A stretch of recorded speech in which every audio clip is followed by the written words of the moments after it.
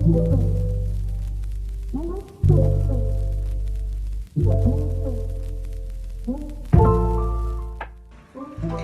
guys, it's Karin from Japan, and then today I wanted to talk about the current coronavirus situation in here. So lockdown, which is merely a stay-home suggestion in here, has somehow succeeded and then fully been shifted from June after 2 months. The school has started, the shop has opened, and then I can see my friends. People are trying to get back to their lives with new normals. So one new normal that I find interesting is the cashless payment. Japan has heavily relied on cash payment, but now that people don't want to touch each other, and then it's getting mainstream, I find it pretty interesting. So when I came back to Japan in the middle of March, it has already overcome the first wave, and I didn't even have to get quarantined for 14 days. I could go home without wearing masks or getting tested. I could see my friends. It was pretty chill until the end of the March, but the new cases suddenly started to increase in the beginning of April because people were so carefree about the virus. We even thought that we would have been able to host the Olympics in the summer, and then went out to see fully bloomed cherry blossoms. Overall, we still find like 20 cases a day, but the situation is getting better. All I can say is wash your hands, wear masks, and then stay home as long as possible. And I hopefully see you in August. See you. So, South Korea was hit pretty hard by the virus in February. We were the country outside of China with the most number of recorded coronavirus cases, but over the next few months, the government managed to flatten the curve without putting the country on complete lockdown. And they did so by doing two main things. The first was fast and extensive and free testing. As soon as the government heard of the first coronavirus case recorded in January, our country started mass producing testing kits and set up about over 600 testing centers around the country. And what this allowed the government to do was to identify the confirmed patients very early on, then go on to identify who they'd interacted with, test that pool of people, find the confirmed patients and backtrace their steps, find out who they've interacted with, and so on.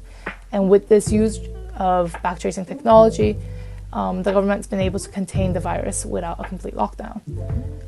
Additionally, the routes of the confirmed patients have been published to a government website and sent out via text to everybody in the area, further limiting the spread of the virus because people would avoid the places that the confirmed patients have been to.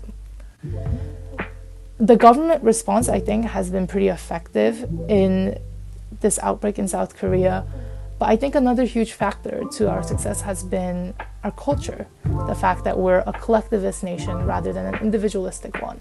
And what that means is that individual needs are often set aside for the common good or the larger society, and that can have its pros and cons. But what that means is that in a moment of crisis like this, people are more willing to make sacrifices to their own freedoms and their daily lives for the common good of fighting the virus. And what that meant was people cooperated with wearing masks and socially distancing very early on in the outbreak. And we never had the need for curfews or punishments or a total lockdown of the country. So personally, I've been feeling very privileged and fortunate to have been able to live through this pandemic in South Korea. And I'd like to think that this moment of crisis really did bring out the best in the Korean people, our medical system, our trust in the government. And my heart goes out to everybody out there that's fighting the coronavirus in their own ways. And I hope everybody stays safe and healthy. Hi. Started raining. Okay. Hi, I'm Shavona. And I'm Lily. And this is Hong Kong under COVID-19. Before we came back, when we were still at college, it was actually already a lot worse than was in the UK. So schools were ordered to be closed by the government, and people were already starting to wear masks on streets whenever they went out. Yeah, and when we were coming back in the airport, we had temperature checks, and we had to sign a bunch of quarantine papers for a 14-day home quarantine. And in my case, I had to send my real-time location to the government for 3 times a day to ensure that I was staying at home, and they also video called me once to check that I was really at home. Yeah, and actually even on the plane we were all like wearing masks, wearing like glasses, hats and everything. Like we didn't go to the bathroom, we didn't eat or anything to ensure that we didn't catch the virus. And when I came back, I actually had to wear a bracelet that ensures that I am home, and it like shows other people that I am supposed to be under mandatory quarantine. And there were actually like social consequences for people who actually violated that rule. So yeah, it was good not to break the rules. And other rules included a 4 people gathering rule, which means that people can't gather in groups of more than 4 people outside, and now it's been loosened to 8 people. Yeah, I guess like the situation as a whole has been getting better, but these past few days we've had some new cases because people who were handling imported goods were infected. So we're hoping that it's gonna slowly get better. Yeah, wear your mask, it works. Everyone, I'm Michael from China. Talking about my journey back home, it was really tough.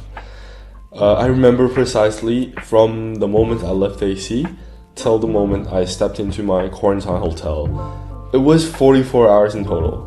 I transferred twice at Qatar and at Singapore. And what's worse, I believe this would be the once-in-a-lifetime experience that I was not carrying any check-in luggage with me on an international flight. I only got my backpack, and it has been limited to 12 kilograms because the special requirements of Qatar Airlines in this moment.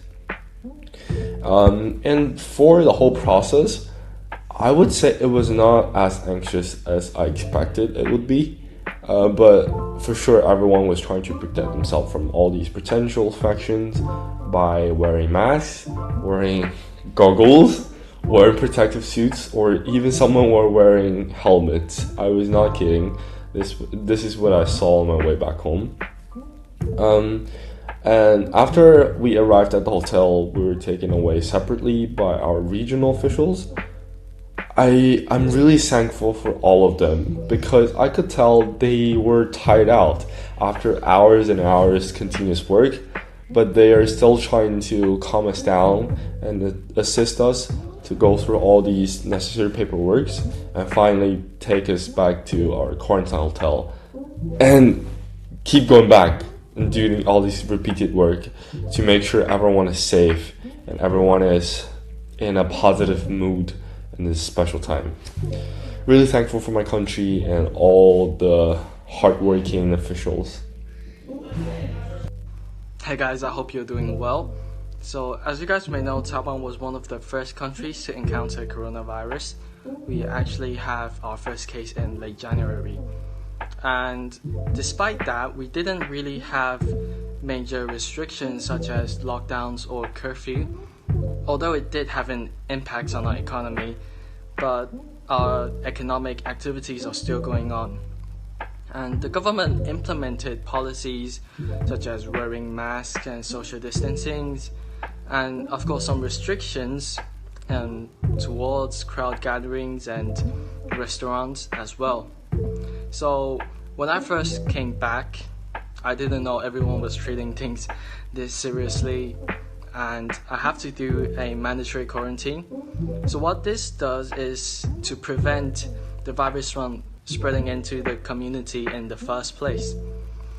And after this epidemic, I'm actually really grateful that I can live a normal life, because I know there are people out there still struggling because of this, and I'm really looking forward to getting back to AC. And for those who are struggling outside, I just hope you guys are doing well and the best of luck.